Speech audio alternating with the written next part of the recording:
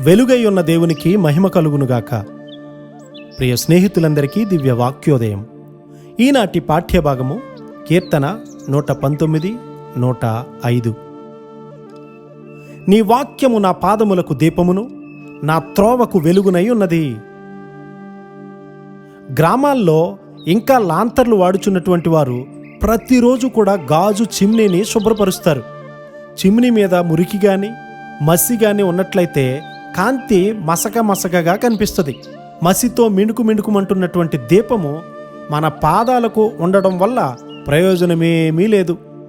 మన మార్గంలో చక్కగా ప్రకాశించే దేవుని కాంతి మనకు ఎల్లప్పుడూ అవసరమై ఉంది. మన దీపాలను బహు జాగ్రత్తగా కాపాడుకోవాలి. దీపం ఆరిపోతే ఈ లోకపు చీకటి మార్గాలలో మనము నశించిపోవలసిందే. గర్విష్ఠులు యేసుక్రీస్తు వారి జీవితానికి దూరంగా జరిగిపోయినటువంటి జీవితాలు కలిగిన వారు దేవుని వాక్యం విషయంలో జోక్యం కలిగించుకోవడానికి శాయశక్తులా ప్రయత్నం చేస్తూ ఉన్నారు. విదేశాలలో సెమినార్లు, ప్రొఫెసర్లు లక్షల మంది యొక్క విశ్వాసాన్ని చెరిపినందుకు నైతికంగా అంధకారంలో కొట్టుమిట్టాడుతూ ఉన్నారు. నీ వాక్యమే దీపము. ఈ దీపము ద్వారా మన జీవితంలోని ప్రతి పాపాన్ని ఎల్లప్పుడూ పరిశీలించుకోవాలి. ఈ దీపానికి ముందు ఏ పాపము దాగి ఉండలేదు.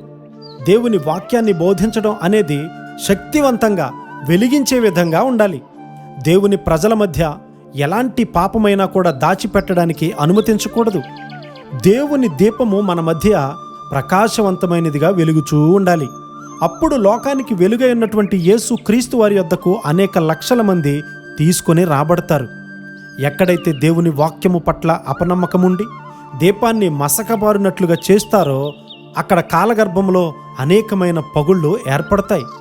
కుటుంబాలను నాశనం చేయడంలో సాతాను ముమ్మరంగా ఉన్నాడు. రెట్టింపవుతున్నటువంటి విడాకులు, వేరుపరచబడడం అనేవి హృదయాలను బ్రద్దలు చేస్తాయి. అమాయకులైనటువంటి పిల్లలు దౌర్భాగ్య స్థితిలో బాధపడుతూ ఉన్నారు. మెలకువగా ఉండి దీపాన్ని ప్రకాశవంతంగా వెలగనిద్దాం. దైవజనులు, బోధకులు నిద్రపోతూ ఉన్నప్పుడు మన యవ్వనస్తులు పాపము చేత, జారత్వము చేత నాశనమవుతూ ఉన్నారు.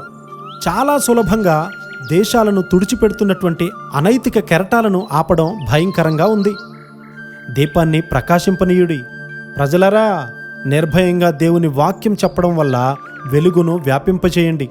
రక్షకుని వెలుగు దగ్గరకు వచ్చేలాగూ ప్రజలందరినీ మేల్కొల్పండి. మన సంఘాలు పూర్తిగా సమాధి చేయబడడానికి ముందుగానే హెచ్చరిక బోరను ఓదండి. మన హృదయాలలో నుండి, గృహాలలో నుండి చీకటంతా తుడిచిపెట్టులాగు దేవుని వాక్యం అనేటువంటి మహిమకరమైన వెలుగులో మనందరము నడిచే కృప దేవుడు సమృద్ధిగా అనుగ్రహించునుగాక. ఆమేన్.